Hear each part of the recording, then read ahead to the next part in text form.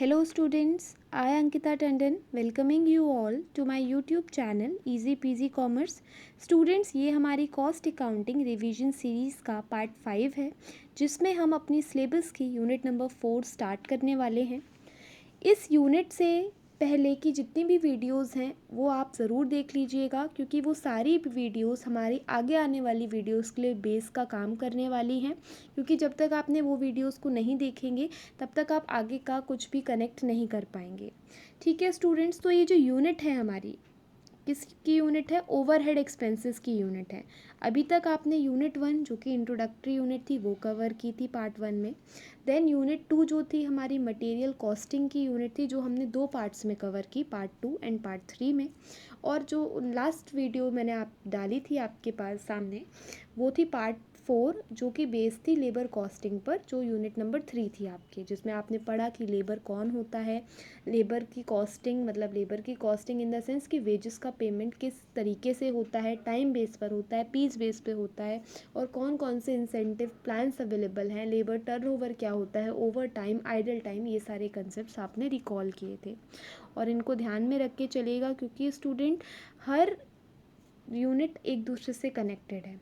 अगर आपने basic concept element of cost ही नहीं पढ़ा होगा तो आपको समझ नहीं आएगा कि हम मटेरियल कॉस्टिंग क्यों पढ़ रहे हैं या लेबर कॉस्टिंग क्यों पढ़ रहे हैं और अब ओवरहेड कॉस्टिंग क्यों पढ़ रहे हैं। सो स्टूडेंट, ये वीडियो काफ़ी लेंदी हो जाता अगर मैं ये दोनों ही टॉपिक कवर कर लेती, ओवरहेड एक्सपेंसेस का भी और यूनिट कॉस्टिंग का भी। इसलिए मैंने इस वीडियो में केवल ओवरहेड एक्सपेंसेस के टॉपिक को ही कवर किया है क्योंकि एक ही वीडियो में दोनों टॉपिक कवर करना इम्पॉसिबल था। That will lead to lengthy video और कहीं ना कहीं वो बोरिंग हो जाता आप लोगों के लिए। सो मैं इस वीडियो में केवल ओवरहेड एक्सपेंसेस का ही कंसेप्ट लेकर आई हूँ। सो स्टूडेंट्स, रिकॉल कीजिए, sum of direct material in direct labour and direct expenses क्या होता था? Prime cost. वहीं sum of indirect material, indirect labour और इनडायरेक्ट एक्सपेंसेस क्या होता था? ओवरहेड्स। ओवरहेड्स को ऊपरी व्यय बोलते हैं। जितने भी आपके सारे अप्रत्यक्ष खर्चे हैं, स्टूडेंट्स बार बार आप लोग कमेंट में ये डिमांड कर रहे हैं कि मैम हिंदी में बताइए, हिंदी में बताइए। सो आई विल ट्राई कि मैं जो मेन शब्द हैं उनको हिंदी में बोलूं और बाकी सारा एक्सप्लेनेशन तो मोस्ट ऑफ द टाइम मैं हिंदी में ही देती हूँ और कोशिश करती हूँ कि वो आपको समझ में आ जाए एक बार में। कुछ ही वर्ड्स मैं इंग्लिश के भी यूज़ करती हूँ ताकि वो रिलेट कर पाए इंग्लिश स्टूडेंट्स भी। तो इतना टफ मैं हिंदी वर्ड या इंग्लिश वर्ड भी यूज़ नहीं करती हूँ कि आपको एक बार में समझ में ना आए। So try to understand the meaning first and मैं उस पर्टिकुलर वर्ड को आपको हिंदी में बता दूँगी। सो स्टूडेंट, इस यूनिट में आपको ओवरहेड पढ़ना है और ओवरहेड की कॉस्टिंग की कैसे जाती है ये समझना है। तो अभी तक आपने लास्ट वीडियो में लेबर और मटेरियल की कॉस्टिंग का करना सीख लिया था, कंसेप्ट समझ लिया था। अभी आपको समझना है कि ओवरहेड क्या है और ओवरहेड की कॉस्टिंग कैसे की जाती है। सो स्टूडेंट्स, ओवरहेड्स क्या हैं? ओवरहेड्स में सारे इनडायरेक्ट कॉस्ट आते थे, भले ही वो इनडायरेक्ट मटेरियल की कॉस्ट हो, इनडायरेक्ट लेबर की कॉस्ट हो या इनडायरेक्ट एक्सपेंसेस की कॉस्ट हो, इनको मिलाकर हम क्या बोलते थे? ओवरहेड। यही तो बोलते थे स्टूडेंट। सो ओवरहेड क्या है? सारे इनडायरेक्ट खर्चे हैं जो कि आप पर्टिकुलर एक डिपार्टमेंट से रिलेट नहीं कर सकते पर्टिकुलर एक डिपार्टमेंट से। क्यों नहीं कर सकते? एग्जाम्पल समझिए। मान के चलिए कि रेंट आया है फैक्ट्री का 10,000 रुपीज़, एक महीने का रेंट है 10,000 रुपीज़। उस फैक्ट्री में बेसिकली 3 डिपार्टमेंट या 3 ऑफिसेज हैं, office A, office B and office C. अब क्या मैं वो 10,000 का रेंट केवल ए डिपार्टमेंट से रिकवर कर लूँ? तो ये गलत होगा ना, क्योंकि उस पर्टिकुलर फैक्ट्री में तीनों ही ऑफिसेज हैं, तो ए ऑफिस से सारे खर्चे को रिकवर करना तो गलत हो जाएगा, अनफेयर हो जाएगा। तो क्या मैं बी से कंप्लीट पूरा खर्चा रिकवर कर लूँ? तो नहीं, सी से भी नहीं कर सकती, मुझे तीनों से ही किसी बेस पर उसको रिकवर करना पड़ेगा। अगर ए से मैं कहूँ कि आप 5,000 दे दो और बी आप 2,000 दे दो और सी आप 3,000 दे दो, तो क्या ये इक्विटेबल डिस्ट्रीब्यूशन होगा? ये मैंने अपने अकॉर्डिंग बता दिया, नहीं। ये डिस्ट्रीब्यूशन मुझे किसी बेसिक क्राइटेरिया पर करना पड़ेगा। सो ओवरहेड का कंसेप्ट जो आप अभी आगे पढ़ोगे अपॉर्शनमेंट के कंसेप्ट को, तो वहाँ पे आप ये सीखोगे कि जो रेंट एक खर्चा है और रेंट का जो खर्चा आप जो एलोकेट नहीं कर पा रहे हो पर्टिकुलर डिपार्टमेंट को, तो इस केस में आपको उस खर्चे को अपॉर्शन करना पड़ेगा। अपॉर्शन करने के लिए एक बेस ढूंढना पड़ेगा। वो बेस आपका होगा कि आप एरिया कितना कवर कर रखा है पर्टिकुलर डिपार्टमेंट ने। अगर हाँ, ए डिपार्टमेंट ने 50% एरिया कवर कर रखा है तो 55,000 उसका बनता है रेंट देना। अगर बी डिपार्टमेंट में 20% कवर कर रखा है एरिया, तो वो 20% से अकॉर्डिंग 2,000 रुपीज़ का दे देगा रेंट। और अगर सी डिपार्टमेंट ने 3,000 तब देगा जब वो 30% एरिया कवर करेगा। तो समझ में आया स्टूडेंट? ये जो खर्चा था रेंट, उसे हम डायरेक्टली एलोकेट नहीं कर पाए कि ए आप 3 दे दो, बी आप 2 दे दो, बाकी सी दे देगा 5, नहीं। हमें यहाँ पर कोई क्राइटेरिया के बेसिस पर ही डिवीज़न करना होगा, रेशो निकालना होगा बेसिकली। ये जो मैं आपको समझाना चाह रही हूँ, जैसे आपने डिपार्टमेंटल अकाउंट्स पढ़े हैं ना स्टूडेंट्स फाइनेंशियल अकाउंटिंग में, उसमें हम क्या करते हैं, जो डिपार्टमेंट के खर्चे हैं उनको हम डिवाइड करते हैं और उसको भी हम बेसिस पर ही डिवाइड करते हैं। तो वही सेम कंसेप्ट आपका ओवरहेड का है। चलिए आगे बढ़ते हैं स्टूडेंट। अभी तक आपने क्या सीखा कि ओवरहेड क्या है, और ओवरहेड की कॉस्टिंग हमें करनी है, इस पूरे यूनिट में समझनी है कैसे करते हैं। सो सबसे पहले हो सकता है स्टूडेंट आपके सामने एक थ्योरेटिकल क्वेश्चन पेपर में देखने को ये मिले कि what do you mean by overhead and what, या फिर एक्सप्लेन इट्स क्लासिफिकेशंस। ये कंबाइंड क्वेश्चन आए दोनों क्वेश्चन को मिला के। सो इस क्वेश्चन का आंसर आपको इस तरीके से देना है कि ओवरहेड का मीनिंग समझाएंगे, फिर ओवरहेड कॉस्टिंग समझाएंगे या ओवरहेड अकाउंटिंग समझाएंगे, फिर आप टर्म समझाएंगे क्लासिफिकेशन ऑफ ओवरहेड का। सो आप इसमें बताएंगे कि क्लासिफिकेशन बेसिकली 4 टाइप का होता है। एक क्लासिफिकेशन जो कि फंक्शनल क्लासिफिकेशन है, नाम से समझ में हो रहा है कि फंक्शन वाइज क्लासिफिकेशन करना है। फंक्शन वाइज मतलब एक क्लासिफिकेशन आप करेंगे, फंक्शन वाइज में आप बताएंगे फैक्ट्री ओवरहेड, फिर आप बताएंगे ऑफिस ओवरहेड, और एक आप बताएंगे selling and distribution overhead.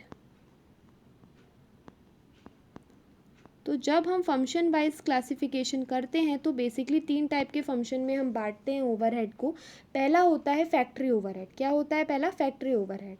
Factory overhead में क्या है कि यहाँ पे हम उन सारे ओवरहेड्स या उन सारे एक्सपेंसेस को काउंट करते हैं जो मैन्युफैक्चरिंग रिलेटेड होते हैं, जैसे कि, और जो बेसिकली फैक्ट्री में इनकर होते हैं। फैक्ट्री की बात करें ना, फैक्ट्री कहाँ है? जहाँ पर प्रोडक्शन हो रहा है। तो प्रोडक्शन से रिलेटेड सारे इनडायरेक्ट खर्चे, इसमें क्या सब आ जाएगा? रेंट आ जाएगा, डेप्रिसिएशन ऑफ मशीन आ जाएगा, फैक्ट्री की लाइटिंग आ जाएगी, फैक्ट्री की हीटिंग आ जाएगी, फ्यूल एंड पावर का खर्चा आ जाएगा, या सैलरी ऑफ अ फोरमैन आ जाएगा, या repair and maintenance of power house आ जाएगा। फैक्ट्री से रिलेटेड सारे इनडायरेक्ट खर्चे आ जाएंगे। वहीं बात करते हैं हम ऑफिस ओवरहेड्स की, तो यहाँ पर आपको वो सारे खर्चों का एंट्री करनी है, या वो सारे खर्चों को इंक्लूड करते हैं जो कि ऑफिस में होते हैं। ऑफिस में होते हैं मीन्स एडमिनिस्ट्रेशन में बेसिकली किए जाते हैं।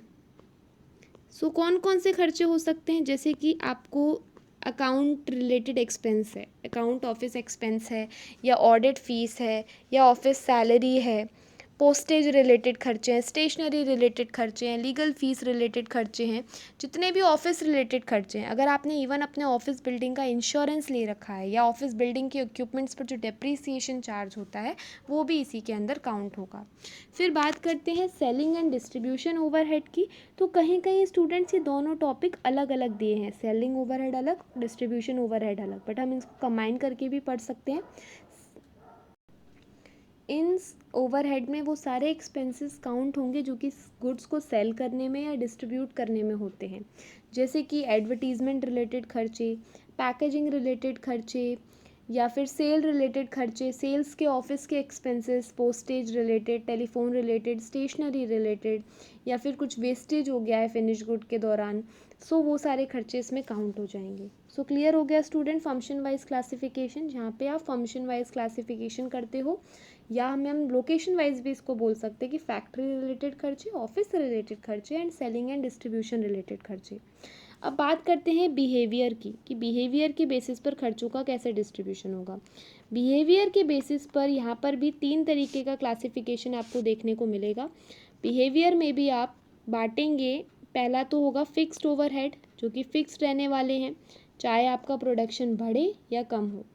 वेरिएबल ओवरहेड जो कि वेरी करेंगे with the level of your production. And semi variable जो समहाउ एक लिमिट तक तो फिक्स रहते हैं बट उसके बाद वो वेरिएबल बन जाते हैं। देखते हैं फिक्स्ड ओवरहेड में कौन से खर्चे आ जाएंगे।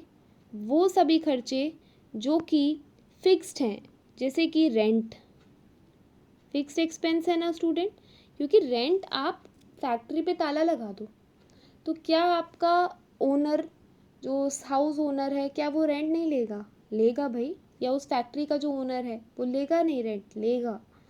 कोरोना के टाइम पर भी जहाँ जहाँ आप रेंट देते थे तो आपको रेंट तो देना पड़ा, भले ही आप अपने होम टाउन वापस क्यों ना चले गए हों। सो रेंट देना ज़रूरी है क्योंकि रेंट एक आपका फिक्स्ड एक्सपेंस है। वहीं बात करते हैं इंश्योरेंस चार्जेस। अगर आपने इंश्योरेंस लिया हुआ है तो आपको इंश्योरेंस प्रीमियम तो पे करना पड़ेगा ना, तो वो भी फिक्स रहने वाला है। या फिर डेप्रिसिएशन की बात करें तो डेप्रिसिएशन भी एक फिक्स्ड एक्सपेंस है जो कि होना ही है, आपको पता भी है। Due to passage of time आपकी मशीन डिटेरियोरेट हो जाएगी, उस पर डेप्रिसिएशन चार्ज होगा और वो डेप्रिसिएशन आपका फिक्स्ड एक्सपेंस के अंदर काउंट हो जाएगा। अब बात करते हैं वेरिएबल की क्या होगा। वहीं सैलरी भी एक फिक्स्ड एक्सपेंस है स्टूडेंट, क्योंकि सैलरी में भी तो आप क्या कर रहे हो, सैलरी दे रहे हो तो सैलरी ऊपर नीचे नहीं होती है, सैलरी तो आपको देनी पड़ती है अपने एम्प्लॉय को, बशर्ते वो इंसेंटिव बेस ना हो। तो वेरिएबल ओवरहेड में आप लोग क्या काउंट करते हो, वो सारे जो कि वेरी करे with the level of output, जैसे कि लेबर की वेजेस या फिर लेबर की अवेलेबिलिटी। आपको अब वेजेस देनी है, अगर आपने ज़्यादा लेबर अपॉइंट करी तो ज़्यादा वेजेस दोगे, कम लेबर अपॉइंट की तो कम वेजेस दोगे। या फिर फ्यूल एंड पावर, अगर मशीन पूरे दिन चली तो ज़्यादा फ्यूल और पावर लगेगा, बट अगर मशीन पूरे दिन चली ही नहीं है तो कम फ्यूल एंड पावर लगेगा, जो कि वेरी करेगा ना with the level of production, इसलिए ये वेरिएबल ओवरहेड की कैटेगरी में आता है। वहीं बात करते हैं सेमी वेरिएबल ओवरहेड की, इनमें वो सभी खर्चे आते हैं जो कि कुछ लिमिट तक तो वो फिक्स्ड हैं बट उसके बाद वो वेरिएबल में कन्वर्ट हो जाएंगे। अब नेक्स्ट बात करते हैं element wise classification.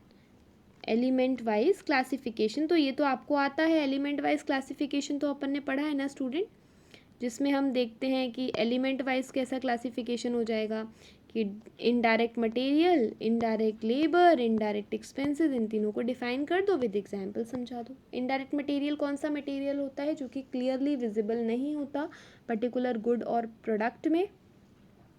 Indirect labour वो है जो कि इंगेज नहीं है उस पर्टिकुलर प्रोडक्ट को बनाने के लिए, but other than that particular labour या that direct labour. Indirect expenses क्या होंगे, इनडायरेक्ट एक्सपेंसेस में आएगा आपका सारे एक्स्ट्रा खर्चे जो कि उस गुड से रिलेटेड नहीं है बट एक्स्ट्रा हैं, जैसे कि डेप्रिसिएशन ऑफ प्लांट मशीनरी या फिर फोरमैन की सैलरी, ये सब काउंट हो जाएगा आपका इनडायरेक्ट एक्सपेंसेस के अंदर।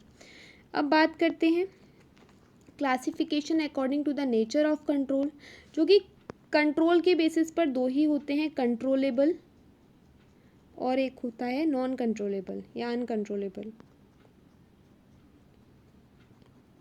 अब यहाँ पर जो खर्चे हैं, अगर आप कंट्रोलेबल ओवरहेड में वो सभी खर्चे होते हैं जो कि कंट्रोल कर पाएँ, समहाउ एक लेवल तक कंट्रोल किए जा सके। लेकिन अनकंट्रोलेबल है कि अगर फ्लड की सिचुएशन आ गई, थेफ्ट हो गया, फायर लग गई आपकी फैक्ट्री में, तो वो मशीन आपका सामान ख़राब हो जाएगा, तो वो अनकंट्रोलेबल की कैटेगरी में आएगा। बाकी सब कंट्रोलेबल ओवरहेड्स होते हैं, जैसे कि अगर इलेक्ट्रिसिटी बिल है तो वो आपके हाथ में कंट्रोलेबल है ना, कि आप कम जलाओगे तो कम यूज़ होगी तो कम बिल आएगा। वहीं रेंट की बात करते हैं, अगर आप अपने टर्म्स एंड कंडीशन अच्छे बना के चल रहे हो ओनर से, तो वो आपका 1 से 2 महीने का किराया भी माफ़ कर सकता है, माफ़ इन द सेंस कि वो बाद में ले लेगा ड्यू डेट के। सो ये कंट्रोलेबल और अनकंट्रोलेबल ओवरहेड के क्राइटेरिया में आ जाते हैं। एक बार हम और चार्ट से गो थ्रू कर लेते हैं। ये है क्लासिफिकेशन ऑफ ओवरहेड का चार्ट, जिसमें हमें फंक्शन वाइज क्लासिफिकेशन में देखना है कि आपकी गुड्स बेसिक आपका जो ओवरहेड है फंक्शन वाइज प्रोडक्शन ओवरहेड, जिसको हमने पढ़ा फैक्ट्री ओवरहेड, एडमिनिस्ट्रेशन में office overhead and selling and distribution overhead. Nature और बिहेवियर के बेसिस पे फिक्स्ड, सेमी वेरिएबल और वेरिएबल। एलिमेंट के बेसिस पर हमने पढ़ा indirect material, indirect labour and indirect expenses या ओवरहेड। और कंट्रोल के बेसिस पर कंट्रोलेबल एंड अनकंट्रोलेबल ओवरहेड। ठीक है स्टूडेंट्स, आपको समझ में आया classification of overheads function basis पर, नेचर ऑफ बिहेवियर, एलिमेंट और कंट्रोल के बेसिस पर। आगे बढ़ते हैं। अब स्टूडेंट हम एक बहुत ही इंपॉर्टेंट टर्म पढ़ने वाले हैं जो कि है एलोकेशन ऑफ ओवरहेड। ओवरहेड में हमें पढ़ने ही 3 टर्म है, एलोकेशन, अपॉर्शनमेंट एंड एब्जॉर्प्शन। इन तीनों को पढ़ते साथ ही हमारा ओवरहेड का पूरा कंसेप्ट खत्म हो जाता है। एलोकेशन ऑफ ओवरहेड में क्या है? एलोकेशन ऑफ ओवरहेड में हमें क्या करना होता है कि हमें खर्च, जब मैं आपको पढ़ा रही थी इंट्रोडक्टरी यूनिट मतलब पार्ट 1 जब हम पढ़ रहे थे, तब मैंने आपको एलोकेशन वर्ड बताया था। तो फिर से देखते हैं, जब तो आपको नहीं रिकॉल होगा बट अभी आपको पढ़ना ज़रूरी है, तब तो इतना ज़रूरी नहीं था बट इस टाइम पे पढ़ना ज़रूरी हो जाता है क्योंकि ये बहुत बेसिक टॉपिक आपके सिलेबस में अलग से मेंशन है कि एलोकेशन, एब्जॉर्प्शन एंड अपॉर्शनमेंट समझना है। एलोकेशन मतलब क्या होता है? एलोकेशन मतलब होता है चार्ज करना, पर्टिकुलर खर्चे को पर्टिकुलर डिपार्टमेंट से चार्ज करना, उसे कहते हैं एलोकेशन ऑफ ओवरहेड। मतलब अगर जो खर्चा ए डिपार्टमेंट का है उसे ए डिपार्टमेंट में देना, बी डिपार्टमेंट का बी डिपार्टमेंट में देना। यहाँ हम रेशो को नहीं देख रहे हैं। अगर लिखा है कि ए रेंट 10,000, ए में 5,000 जाएगा, बी में 3,000 जाएगा और सी में 2, तो एज इट इज़ आपको बांट देना है, बस चार्ज करना है। रीज़न नहीं देखा जाएगा यहाँ पे, बेसिस नहीं देखे जाएंगे यहाँ पे, केवल आप खर्चे को डिस्ट्रीब्यूट कर दोगे पर्टिकुलर डिपार्टमेंट में इक्विटेबल या लॉजिकल बेसिस पर। तो बेसिस आपका वही कि आप एरिया वाइज करते हो, कि आप एरिया वाइज करते हो या किसी और क्राइटेरिया के वाइज करते हो। जैसे कि इलेक्ट्रिसिटी चार्जेस है, जैसे पर्टिकुलर डिपार्टमेंट का खर्चा पर्टिकुलर डिपार्टमेंट को देना है। एक बार फिर से एग्जांपल को चेंज करके देखते हैं, शायद आपको समझ में आए। जैसे अगर हम बात करें सैलरी ऑफ एम्प्लॉय, एक तो ये ओवर है, एक खर्चा है। अगर मैं बात करूं सैलरी ऑफ सेल्स मैनेजर, अब मुझे ये बताइए, या सेल्स मैन ही लिखते हैं, अब मुझे ये बताइए कि सैलरी ऑफ एम्प्लॉय कौन बांटेगा इस खर्चे को? इस खर्चे को बांटेगा ऑफिस, क्योंकि ऑफिस एंड एडमिनिस्ट्रेशन ओवरहेड ही तो देखता है कि जितने भी ऑफिस रिलेटेड एक्सपेंस होते हैं इंक्लूडिंग सैलरी। वहीं बात करते हैं सैलरी ऑफ सेल्समैन, वो कौन देखेगा? वो देखेगा सेलिंग डिपार्टमेंट या सेल्स डिपार्टमेंट। तो इसको ही बोलते हैं एलोकेशन ऑफ ओवरहेड, कि पर्टिकुलर डिपार्टमेंट को उससे रिलेटेड पर्टिकुलर खर्चे को इस रिलेटेड डिपार्टमेंट में डिस्ट्रीब्यूट करना। समझ में आया स्टूडेंट एलोकेशन ऑफ ओवरहेड क्या होता है? अब नेक्स्ट जो टर्म है वो है हमारा अपॉर्शनमेंट ऑफ ओवरहेड। क्या है? Apportionment of overhead. यहाँ पर ये वर्ड छुपा हुआ है, पोर्शन छुपा हुआ है ना, ये वर्ड पोर्शन छुपा है। पोर्शन मतलब उसका पार्ट या उसका हिस्सा जिसका वो हकदार है ना। मुझे मेरा हिस्सा चाहिए, कैसे बोलते हैं जब बच्चे बड़े हो जाते हैं अपने माँ बाप से? क्या बोलते हैं? मुझे मेरा हिस्सा दे दीजिए, मैं अपना घर अलग बना लूँगा या मैं अलग हो जाऊँगा। उसी तरीके से डिपार्टमेंट क्या बोलते हैं? मुझे मेरा हिस्सा दे दो, या मेरा हिस्सा इतना है आप मुझे वापस दे दो। सो अपॉर्शनमेंट में हम यहाँ पर इक्विटेबल बेसिस मीन्स रेशियो के टर्म्स में खर्चों को बांटते हैं। जैसे अभी मैंने आपको 10,000 वाला एग्जाम्पल दिया, तो यहाँ पर A:B:C का क्या रेशो बना? 5:3:2, जहाँ पर 5,000 हम ए डिपार्टमेंट से ले लेंगे रेंट के, 3,000 बी डिपार्टमेंट से एंड सी डिपार्टमेंट से 2,000। So cost apportionment is the allotment of proportion of items to the cost centres. अब ये जो एरिया वाइज हम रेंट को बांटेंगे, ये तो कुछ क्राइटेरियाज है ना, इनको अभी हम 1 बाय 1 देखते हैं। basis and their classification. When items of cost cannot directly charge or accurately identifiable with any cost center, they are prepared or prorated or distributed amongst the cost centers. अभी आप सोच रहे होंगे ना कि cost center क्या है? क्या कोई सेंटर है क्या? कोई जगह है क्या? कोई ऑफिस है क्या? यहाँ पे कॉस्ट को बांटा जाता है या कॉस्ट लगाई जाती है, कॉस्ट बेचने पर मिलती है, बेची जाती है, खरीदी जाती है? तो नहीं स्टूडेंट, आइए समझते हैं कॉस्ट सेंटर क्या है। कॉस्ट सेंटर क्या हो सकता है? Cost centre can be a person, can be a location, it can be a thing, it can be anything बोल सकते हैं, it can be anything. For which cost is to be determined. मतलब cost centre क्या हो सकता है? Cost centre कोई भी चीज़ हो सकती है, चाहे वो एक पर्सन हो, चाहे वो एक लोकेशन हो, चाहे वो एक थिंग हो। पर्सन हो, प्लेस हो, थिंग हो, कोई भी चीज़ जिसकी आपको कॉस्ट निकालनी है वो आपका कॉस्ट सेंटर होगा। अगर मुझे इस पेन तैयार हुआ है बन के, उसकी कॉस्ट निकालनी है तो पेन मेरा कॉस्ट सेंटर होगा।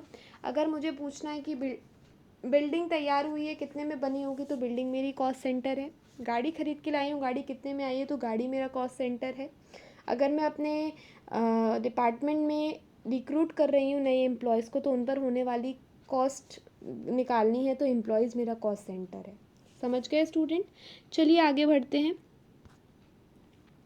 ये है बेसिस फॉर ओवरहेड अपॉर्शनमेंट। ये बेसिस हैं, जैसे मैंने बताया ना, रेंट को आप एरिया वाइज बांट देते हो या फ्लोर स्पेस ऑक्यूपाइड के बेसिस पे बांटते हो।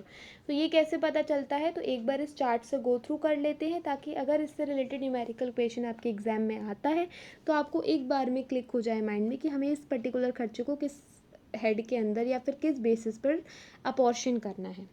देखते हैं स्टूडेंट, सबसे पहले लिखा है rent, rate and taxes. Rent किस पर बांटोगे? जितना एरिया कवर किया होगा पर्टिकुलर डिपार्टमेंट ने, means floor space occupied by each department, तो उस अकॉर्डिंग बढ़ जाएगा। नेक्स्ट है रिपेयर, रिपेयर ऑफ प्लांट और मशीनरी। अगर प्लांट और डिपार्टमेंट या depreciation on office building, repair कराना है प्लांट में या प्लांट की कोई मशीनरी पर या प्लांट के या डिपार्टमेंट की कोई मशीनरी पर, तो आप किस बेसिस पे बांटोगे इसको? प्लांट वैल्यू पर, कि प्लांट की जो वैल्यू है, मीन्स आपके पास कितने अमाउंट का एसेट है। अगर ए डिपार्टमेंट के पास 50,000 के एसेट्स हैं तो डेप्रिसिएशन उस हिसाब से लगेगा, रिपेयर भी उस हिसाब से ही होगी। अगर सी डिपार्टमेंट के पास केवल 10,000 रुपये का ही एसेट है तो उसका खर्चा भी कम आएगा रिपेयर कराने का और डेप्रिसिएशन भी उतना ही लगेगा। लीगल फीस, लीगल फीस का खर्चा किस तरीके से बटेगा? Number of cases handled. Legal मतलब लॉ लीगल फॉर्मेलिटी रिलेटेड जितने भी खर्चे होते हैं, अगर आपके डिपार्टमेंट में केसेस चल रहे हैं तो जिस डिपार्टमेंट में ज़्यादा केसेस, उस डिपार्टमेंट की ज़्यादा लीगल फॉर्मेलिटीज़, उतनी ही ज़्यादा लीगल फीस। बात करते हैं for salary of a common staff. अब सैलरी ऑफ स्टाफ डिपेंड करेगा कि number of staff engage in a particular department, किस डिपार्टमेंट में कितना स्टाफ इंगेज्ड है, कितना स्टाफ हायर है, कितना स्टाफ लगा हुआ है।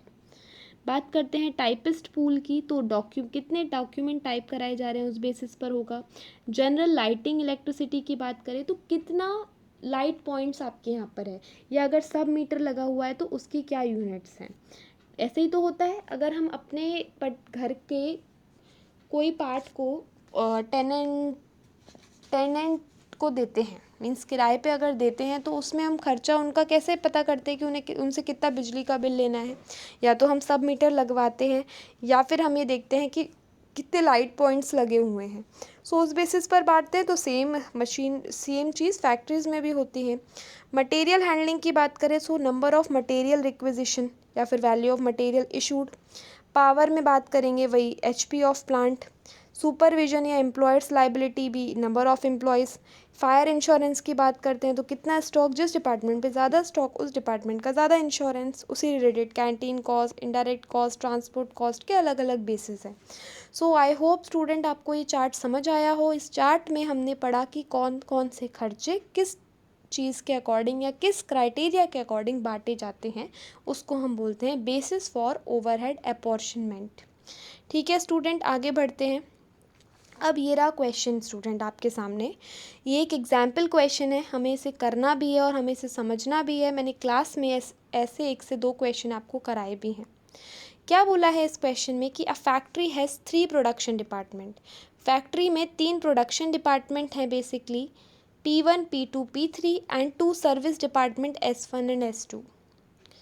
Following overheads and other information are, ये सारे खर्चे दिए हैं आपको, खर्चों के साथ उनकी अमाउंट दी गई है और ये बताया गया कि P1, P2, P3, S1 और S2 ये पर्टिकुलर से कि एरिया का 400, 300, 270, 150, 80 ये बताया गया है।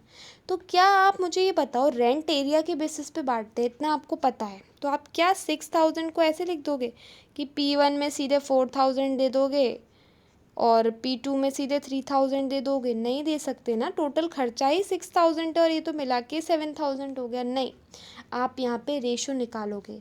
आप लोगों ने रेशो एंड प्रपोर्शन पढ़ा ही होगा ना, देखो कैसे निकालते हैं रेशो। सबसे पहले आप क्या करोगे, जो 6000 का खर्चा है वो तो रहने दो, अभी पहले आप रेशो देखो। 400:300:270:280 150:80। यहाँ पे रेशो निकालोगे, ज़ीरो सब में से कैंसिल आउट हो रहा है और तो कुछ कैंसिल आउट नहीं हो रहा है, क्योंकि 8, 5, 30, 40 सब एक टेबल में आते ही नहीं है। तो यहाँ पे रेशो बन गया 40:30:27:15 और 8, ये रेशो बन गया। तो जब आपको ए डिपार्टमेंट का खर्चा निकालना होगा तो ए डिपार्टमेंट के लिए आप क्या करोगे, 6000 मल्टीप्लाई बाय 40 और अपॉन में इन सब का टोटल कितना आ रहा है, 40 + 30 70 और ये 97 और 8 105 + 15 120। नीचे आप ये लोगे तो ये आपका ए के हिस्से में 2000 रुपये का रेंट जाएगा। समझ आया स्टूडेंट मैंने कैसे निकाला? 6000 मतलब खर्चा, एक मिनट रुको, 6000 मतलब खर्चा, उसके बाद 40 मैंने क्यों लिखा, क्योंकि ए का रेशो 40 है, मतलब ए का हिस्सा 40% मान के चलो। 40 और नीचे 120 कैसे लिखा, इन सब का प्लस तो आ रहा है जो कि 120, इस वजह से मैंने 120 लिखा। सो ये आ गया, जब आपने इसको निकाला तो ए के हिस्से में 2000 का रेंट जा रहा है। वहीं बी के हिस्से में जब आप ट्राई करोगे तो 1500 का रेंट जाएगा। सी के हिस्से में उस मतलब ए नहीं, P1, P2, P3। अभी बात करते हैं अगले खर्चे की, जो कि है नंबर ऑफ रिपेयर का खर्चा किस बेसिस पे बांटोगे? किस चीज़ की रिपेयर करानी होती है स्टूडेंट? ऑब्वियसली मशीन की रिपेयर करानी होती है। तो मशीन की रिपेयर कराओगे तो किस बेसिस पे बांटोगे? जितनी मशीन जिस डिपार्टमेंट में है इसी बेसिस पे तो बांटते हैं। सो अब यहाँ पर आप प्लांट वैल्यू पर बेस बात होगी, तो प्लांट वैल्यू का भी रेशो निकालोगे सबसे पहले, जो कि दिया है 72,000 = 54,000 = 48,000 = 6,000। 3 0 सब में कैंसिल आउट हो रहे हैं और ये भी जा रहा है 6 की टेबल से ही जा रहा है, क्योंकि 12 6 = 72, 6 1 = 6 8 = 48 और 6 9 = 54। तो ये रेशो क्या बन गया, 12:9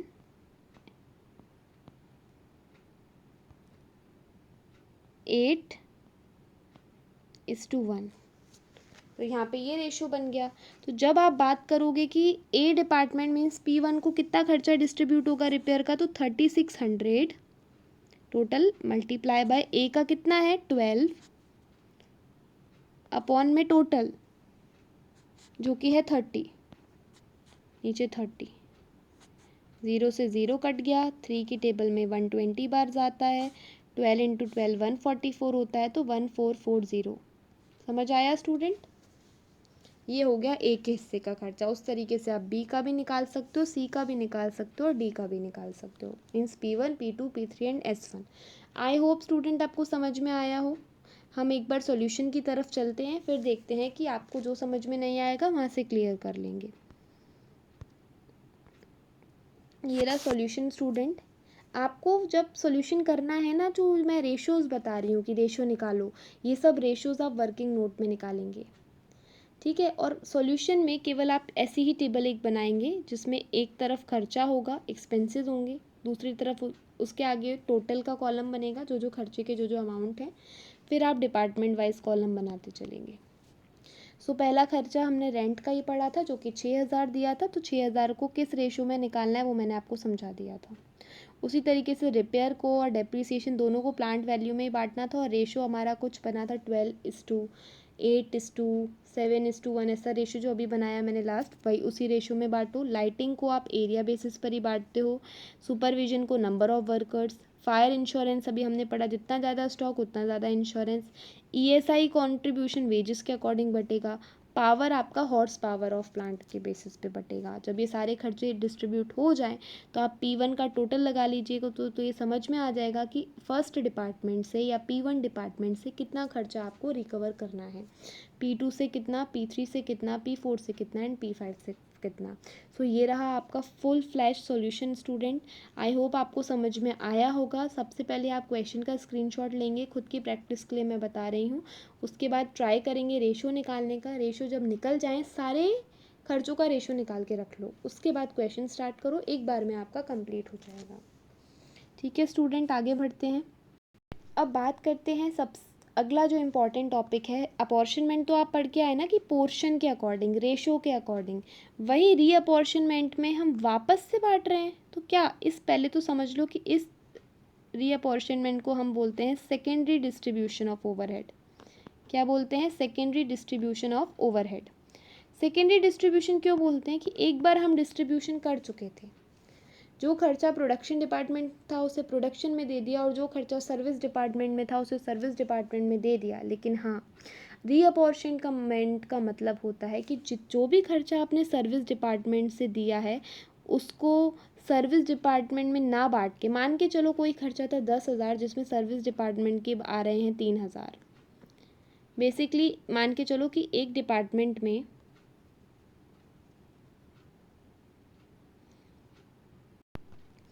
मान के चलिए कि एक डिपार्टमेंट में 3 डिपार्टमेंट है, ए बी और सी। ए और बी प्रोडक्शन डिपार्टमेंट है, वहीं सी आपका सर्विस डिपार्टमेंट है। अब आप देखोगे कि जो ए और बी डिपार्टमेंट है जो कि प्रोडक्शन डिपार्टमेंट है, मान के चलो ए का आ रहा है 3,000, बी का 2,000 आ रहा है और सी का बन रहा है 5,000 सर्विस डिपार्टमेंट का। तो रीअपॉर्शनमेंट बोलता है कि जो खर्चा आपने सर्विस डिपार्टमेंट में एलोकेट कर दिया है, जो सर्विस डिपार्टमेंट को डिस्ट्रीब्यूट कर दिया है, उसे वापस से रीडिस्ट्रीब्यूट करो ए और बी डिपार्टमेंट में। मीन्स 5,000 जो खर्चा है उसे ए और बी डिपार्टमेंट में बांटो। अब may be it can be in the equitable ratio और can be in the ratio mentioned, या तो रेशो मेंशन होगा कि इस 5,000 को आपको बराबर बांटना है तो 2,500 दोनों में बढ़ जाएगा। तो अब हमें ए डिपार्टमेंट से 5,500 और बी डिपार्टमेंट से 4,500 मिलेंगे। बट ऐसा कर क्यों रहे हैं ना, समझने वाली बात तो ये है कि कर क्यों रहे हैं। ऐसा करते हैं तो आ गया समझना कि रीअपॉर्शनमेंट में जो सर्विस डिपार्टमेंट को जो खर्चा डिस्ट्रीब्यूट किया था उससे वापस लेकर उसको रीडिस्ट्रीब्यूट करना है, वापस से डिस्ट्रीब्यूट करना है। किसको? प्रोडक्शन डिपार्टमेंट को। बट ऐसा करते क्यों है? To promote the service sector. क्योंकि आप जानते होंगे कि हमारी इकोनॉमी में जो सेक्टर सबसे ज़्यादा कंट्रीब्यूट करता है टूवर्ड्स जीडीपी ग्रोथ, जो कि है सर्विस सेक्टर। तो इस कंसेप्ट के एक तो ये आपका रीज़न हो सकता है।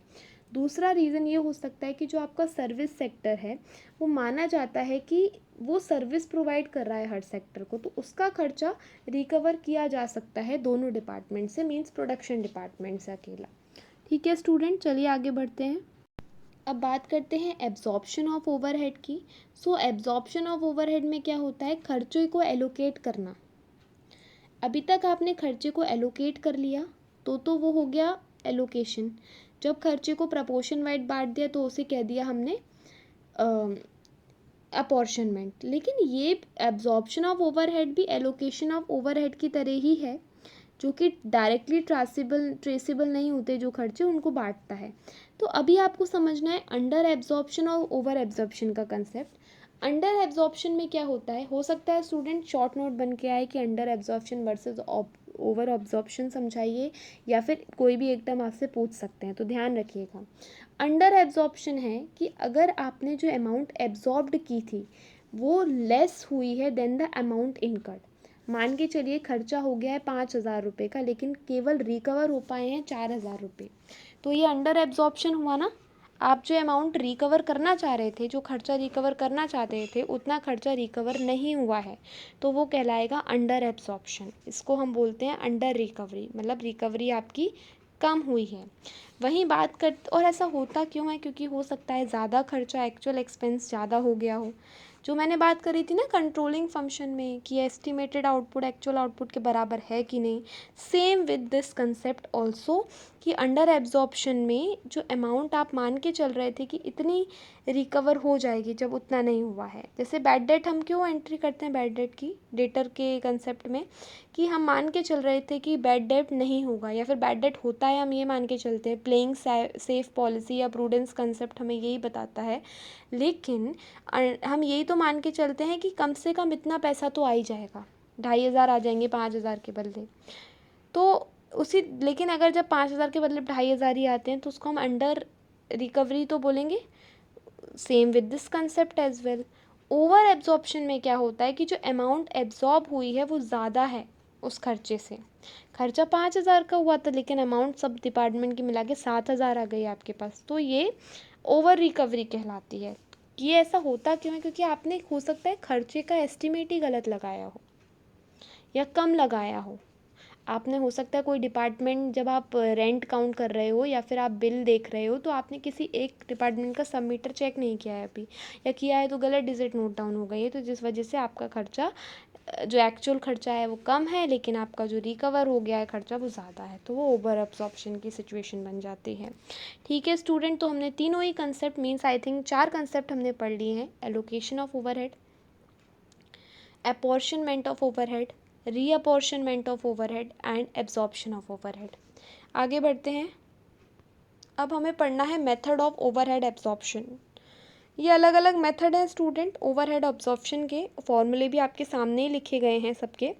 देखो फॉर्मूले में ज़्यादा डीप में नहीं जाना है आपको, इससे थ्योरी आएगी, न्यूमेरिकल क्वेश्चन ये इस कंसेप्ट से नहीं पूछे जाएंगे आपसे, method of overhead absorption.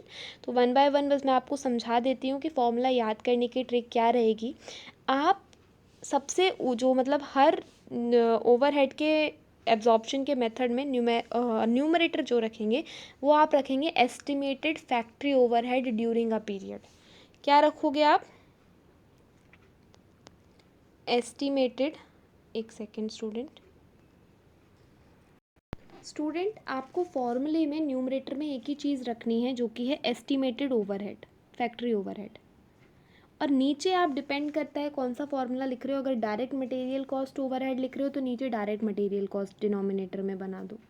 Direct labour arts रख रहे हो तो डायरेक्ट लेबर आर्ट्स। और अगर फॉर्मूला प्राइम कॉस्ट मेथड का लगा रहे हो तो नीचे प्राइम कॉस्ट ले दो डिनोमिनेटर में, और अगर मशीन आर रेट मेथड है तो मशीन आर लिख दो। ऐसा करते क्यों हैं? क्योंकि हम ये पता कर रहे हैं कि हमारे कितने फैक्ट्री ओवरहेड लगने वाले हैं डायरेक्ट लेबर के टर्म्स में। ठीक है, समझ आया स्टूडेंट? ये जो मशीन आर रेट मेथड है इसको हमें अच्छे से पढ़ना है, क्योंकि न्यूमेरिकल क्वेश्चन अगर आता है थ्योरेटिकल न्यूमेरिकल, सो इस मेथड से आएगा, तो इस मेथड को हमें अलग से भी पढ़ना है। तो अभी हम पढ़ेंगे, उसका फॉर्मेट समझेंगे, उसके बाद हम इसका एक न्यूमेरिकल क्वेश्चन करके वीडियो को एंड करेंगे। सो पहला मेथड है मशीन आर रेट मेथड, मतलब जो मेन मेथड है जो आपको पढ़ना है वो है machine hour rate method. Machine hour rate method का मतलब होता है कि कितने per unit, means per hour आपका मशीन का क्या कॉस्ट आ रहा है। कॉस्ट मशीन आर रेट मतलब जो जितने घंटे आपकी मशीन चल रही है, तो आप पर आवर कॉस्ट निकालते हो कि एक घंटे की कॉस्ट क्या पड़ रही है मशीन की। इस मेथड के अकॉर्डिंग आप ये मान के चलते हो कि ज़्यादातर काम आपके फैक्ट्री का किसके थ्रू हो रहा है, मशीन के थ्रू हो रहा है, ना कि लेबर के थ्रू हो रहा है, पहली चीज़। तो इसका फॉर्मूला क्या होता है? टोटल फैक्ट्री ओवरहेड अपॉन में टोटल मशीन आवर्स। जितने फैक्ट्री ओवरहेड मान के चलिए, फैक्ट्री ओवरहेड आ रहे हैं 50,000 और आपकी मशीन ने वर्क किया है टोटल 500 घंटे, तो आप जब इसको बांटेंगे तो आपको 100 रुपीज़ मशीन आवर रेट मिलेगा। ठीक है स्टूडेंट, चलिए आगे बढ़ते हैं। ये फॉर्मेट है प्रॉब्लम को सॉल्व करने के लिए। इस फॉर्मेट में हम देख रहे हैं कि दो तरीके के चार्जेस दिए गए हैं, एक है स्टैंडिंग चार्जेस और एक है वेरिएबल चार्जेस। कैसा चार्ज? Variable charge. तो स्टैंडिंग चार्ज में क्या होता है, वो खर्चे जो कि फिक्स्ड रहेंगे। अभी हम पढ़ के आए हैं ना फिक्स्ड ओवरहेड, तो इतनी मुश्किल नहीं आएगी इसको पढ़ने में। फिक्स्ड जो कि फिक्स रहते हैं, जैसे कि अगर आपको इंश्योरेंस प्रीमियम पे करना है तो वो भी फिक्स रहेगा। आपको वेजेस तो ना बोल के सैलरी बोलेंगे तो बेटर साउंड करेगा। सैलरी एक फिक्स्ड ओवरहेड है, या फिर रेंट रेट फिक्स्ड ओवरहेड है। Consumable store, production services, insurance premium, sundry supply, supervision, lubricating oil, ये सब फिक्स्ड ओवरहेड में आते हैं। जब आप क्वेश्चन को सॉल्व कर रहे होंगे तो आपको दिया जाएगा कि ये इतने रुपए लगे, rent rate 5000, salary 10000, insurance premium 20000। तो आपको इस फॉर्मेट के अकॉर्डिंग सबसे पहले तो देखो फॉर्मेट में क्या लिखना होता है, ऊपर पर्टिकुलर्स का कॉलम, देन टोटल टाइम का, मतलब टोटल पर मशीन, और एक पर आवर का भी बनता है, क्योंकि आप पर आवर का ही तो कॉस्ट निकाल रहे हो कि आपको मशीन की क्या कॉस्ट पड़ी है पर आवर की। एक घंटे में मशीन क्या कितना आपको इनकर कर रही है कॉस्ट, जैसे आप पता करते हो ना कि एक घंटे में लेबर ने कितनी यूनिट बनाई, उसी तरीके से आप machine cost, machine hour rate method में ये पता कर रहे हो कि एक घंटे की क्या कॉस्ट आ रही है मशीन की। और उसके बाद आप टोटल कर लेंगे स्टैंडिंग चार्जेस का। उसके बाद वेरिएबल एक्सपेंस लिखेंगे बी नंबर, जिसमें आप रिपेयर एंड मेंटेनेंस लिखोगे पहली चीज़, क्योंकि रिपेयर एंड मेंटेनेंस ज़्यादा कम होता रहता है, वेरी करता है। अगर आपकी मशीन ज़्यादा पुरानी हो गई तो फ्रिक्वेंटली आपको कराना पड़ता है रिपेयर, लेकिन अगर मशीनरी आपकी न्यू है तो फिर लिमिटेड फिक्स टाइम के बाद ही कराते हो। डेप्रिसिएशन भी आपका वेरिएबल में अकाउंट होता है, पावर भी, केमिकल्स भी। तो जब इनका टोटल आ जाएगा तो मशीन आवर रेट आप निकाल लोगे। ठीक है स्टूडेंट, ये एक प्रैक्टिस क्वेश्चन है आपके सामने। इसमें आपको मशीन आवर रेट निकालना है पहली चीज़। उसके बाद आप जब ये क्वेश्चन, ऐसे क्वेश्चन को अपने सामने देखेंगे ना, तो आपको सबसे पहले खर्चों को डिस्ट्रीब्यूट कर लेना है कि कौन से खर्चे हमारे स्टैंडिंग चार्जेस में आते हैं और कौन से खर्चे हमारे वेरिएबल चार्जेस में आते हैं। देखते चलते हैं। सबसे पहले आप मुझे ये बताइए कि जब हम बात करते हैं कॉस्ट ऑफ मशीन की, मशीन को ख़रीदना, वो हमें खर्चों में काउंट नहीं करते, वो तो हमारा एक कैपिटल एक्सपेंडिचर है। यहाँ पर हम रेवेन्यू एक्सपेंडिचर की बात कर रहे हैं। इंस्टॉलेशन चार्जेस भी नहीं काउंट करोगे, आप काउंट करना स्टार्ट करोगे एस्टीमेट रेंट एंड रेट्स। यहाँ पे रेंट एंड रेट की बात करते हैं। तो रेंट एंड रेट कैसा खर्चा है, अभी हमने पढ़ा, जो कि फिक्स्ड है। मैं एफ बना रही हूँ, फिक्स या फिर स्टैंडिंग। जनरल लाइटिंग, ये भी आपका फिक्स्ड में ही आ जाएगा। इंश्योरेंस प्रीमियम, ये भी आपका फिक्स्ड में आ जाएगा। रिपेयर एंड मेंटेनेंस आपका वेरिएबल खर्चा है। पावर कंजप्शन भी आपका वेरिएबल खर्चा है। शॉप का सुपरविजन, सैलरी, तो वो आपका फिक्स्ड खर्चा है। ये तो सारे खर्चे हैं जो आप स्टैंडिंग चार्जेस के अंदर लिखेंगे। तो वो बात जो एफ़ के आगे, जिसके आगे एफ़ लिखा है या एस लिखा हुआ है, वो सारे स्टैंडिंग चार्जेस के अंदर आ जाएंगे, और जिनके आगे वी लिखा है वो वेरिएबल चार्जेस के अंदर आ जाएंगे। अब आपको देखना है कि पर machine occupies 1/4 of the total area. आपको ये भी बताया कि हर मशीन एक 1/4 एरिया ले रही है, तो जितना भी आप खर्चा निकालिए ना, रेंट का हो, लाइटिंग का हो, तो आप 1/4 कीजिएगा उसका। उसके बाद लिखा है कि जो सुपरवाइज़र को आप सैलरी दे रहे हो ना, तो वो ये ध्यान रखो कि सुपरवाइज़र आपको 1/5 ऑफ टाइम दे रहा है, तो जो सुपरवाइज़र की सैलरी निकलेगा उसको 1/5 करिएगा। सो स्टूडेंट, ये सारा जो डेटा है आपको पर मंथ का दिया है, तो हम ईयरली टोटल निकालेंगे तो मल्टीप्लाई बाय 12 भी करना है। तो आइए स्टूडेंट इसका सोल्यूशन देखते हैं। ये है इसका सॉल्यूशन। सबसे पहले इसमें क्या किया इन्होंने, स्टैंडिंग चार्जेस लिखा। स्टैंडिंग चार्जेस में रेंट एंड रेट्स लिखा। रेंट एंड रेट आपको कितने रुपए दिया गया था यहाँ पे, 200 रुपीज़। तो 200 दिया था, तो आप क्या डायरेक्ट 200 लिख लोगे, नहीं लिखोगे, आप लिखोगे 200 मल्टीप्लाई बाय 12 और मल्टीप्लाई बाय 1/4 करना पड़ेगा ना, तो 600 आ जाएगा। जनरल लाइटनिंग में भी आप कितने दिए हैं, 300 दिया है, तो 300 मल्टीप्लाई बाय 12 और मल्टीप्लाई बाय 1/4 क्यों कर रहे हैं, क्योंकि बोला गया है कि हर मशीन 1/4 एरिया ले रही है टोटल का। उसकी बात करते हैं इंश्योरेंस प्रीमियम। इंश्योरेंस प्रीमियम में कुछ एरिया वाइज नहीं होता, ये तो आपके पास जितनी मशीन है, जितने का आपने इंश्योरेंस लिया उतना प्रीमियम पे करोगे, तो वो आप एज इट इज़ अमाउंट उतारोगे 960 रुपीज़। उसके बाद बात करते हैं शॉप के सुपरवाइज़र की सैलरी। तो सैलरी का क्या बताया था कि सुपरवाइज़र अपना 1/5 ऑफ टाइम दे रहा है, तो आप क्या करोगे, सुपरवाइज़र की सैलरी के टाइम पे कितनी दे रहे हैं उसको, 600 ना, तो 600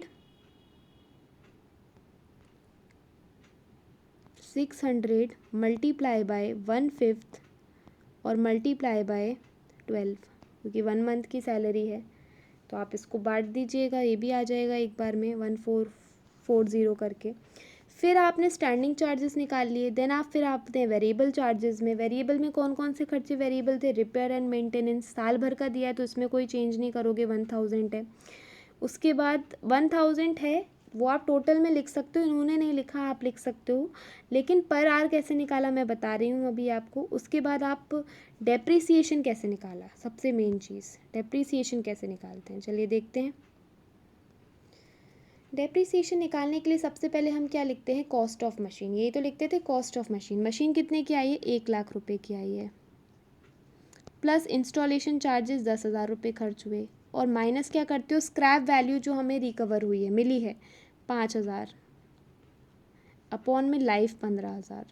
तो जब आप इसको सॉल्व करोगे ना तो आपको बनेगा इसमें 105,000। तो ये आपका बन जाएगा 7,000 डेप्रीसिएशन आ जाएगा आपका। आप देख सकते हो 7,000 इनका भी डेप्रीसिएशन आया है, लेकिन इन्होंने किससे डिवाइड करा, देखते हैं। 7,000 जो डेप्रीसिएशन इनका आया है उसको अब इन्होंने नंबर ऑफ़ आवर्स से डिवाइड कर दिया, जो कि आपको 2,000 दिए गए हैं। तो जब आप ये काटोगे तो 3.5 आ जाएगा। रिपेयर एंड मेंटेनेंस की बात करते हैं तो रिपेयर एंड मेंटेनेंस इन्होंने दिया गया है, पर एनम का खर्चा दिया है 1,000। तो 1,000 को भी ये लोग किससे करेंगे, 2 से करेंगे, 2,000 से करेंगे। देखो जब 1,000 को डिवाइड करेंगे 2,000 से तो आ जाएगा ना 0.5, इसलिए पर आवर का निकाल लिया है। आप चाहें तो देखिए स्टूडेंट, आप यहाँ पे डेप्रीसिएशन के आगे 7,000 लिख सकते हैं, रिपेयर एंड मेंटेनेंस के आगे 1,000 भी लिख सकते हैं। और रही पावर की बात, तो पावर में आपको डायरेक्ट यूनिट के टर्म्स में दी जाती है। पावर बताई गई है ना, रेट ऑफ पावर पर 100 यूनिट्स 20 है, और 10 यूनिट्स पावर कंजप्शन है, तो 10 इंटू 20 पैसा पर आवर, तो 2 रुपीज़ आ जाएगी। तो जब आप टोटल कर दोगे तो मशीन आवर रेट आपका निकल जाएगा, आपको पता चल जाएगी कि 1 घंटे का मशीन का रेट आपको 7.95 रुपीज़ पड़ रहा है। 1 घंटे की मशीन की कॉस्ट है 7 रुपये 95 पैसे। ठीक है स्टूडेंट्स, तो ये रही वीडियो जिसमें आपने ओवरहेड के कंसेप्ट को समझा, ओवरहेड क्या होता है, ओवरहेड का क्लासिफिकेशन समझा, और नेक्स्ट आपने समझा कि अगर आपको ओवरहेड में कौन कौन से कॉस्टिंग करने के लिए क्या क्या टर्म्स यूज़ करने होते हैं, एलोकेशन, एब्जॉर्प्शन, रीअपॉर्शनमेंट, अपॉर्शनमेंट। सो इन सारे कंसेप्ट के बाद हमने एब्जॉर्प्शन ऑफ ओवरहेड का बहुत एक इम्पॉर्टेंट टॉपिक है मशीन आवर रेट मेथड समझा, जिसमें हमने समझा कि मशीन आवर रेट मेथड का फॉर्मेट क्या होता है, फॉर्मेट में कौन से चार्जेस को कॉन्स्टिट्यूट करके बनाया जाता है, साथ में हमें कैसे निकालना होता है मशीन आवर रेट, और मशीन आवर रेट क्या होता है। सो स्टूडेंट, ये था हमारा पार्ट 5। नेक्स्ट पार्ट में हम यूनिट कॉस्टिंग का टॉपिक, जो कि रिमेनिंग टॉपिक है यूनिट नंबर 4 का, वो कवर करेंगे, जिसमें मैं बताऊंगी कि कॉस्ट शीट क्या होती है, और कॉस्ट शीट से रिलेटेड क्वेश्चन करवाऊंगी आपको। बहुत ही इंपॉर्टेंट टॉपिक होने वाला है वो आपके लिए, क्योंकि ये टॉपिक के बहुत चांसेस हैं कि आपसे पेपर में पूछा जाए कॉस्ट शीट का। कॉस्ट शीट क्या होती है वो थ्योरेटिकल ना पूछ के आपसे सीधे एक न्यूमेरिकल क्वेश्चन आएगा कॉस्ट शीट बनाने का। मे be it will be on a moderate level, लेकिन आपको तैयारी करके जानी है, फॉर्मेट को एक बार गो थ्रू करना है। तो हम ये नेक्स्ट वीडियो में करने वाले हैं। So stay tune for part 6, जिसमें हम डिस्कस करेंगे यूनिट कॉस्टिंग में कॉस्ट शीट को। सो अगर आपको मेरी वीडियो पसंद आई हो तो like it, share it and subscribe it, क्योंकि हम आगे आने वाली वीडियोज़ में अपना कॉस्ट अकाउंटिंग रिवीजन सीरीज़ को कंप्लीट करने वाले हैं। So stay tuned. Thank you very much.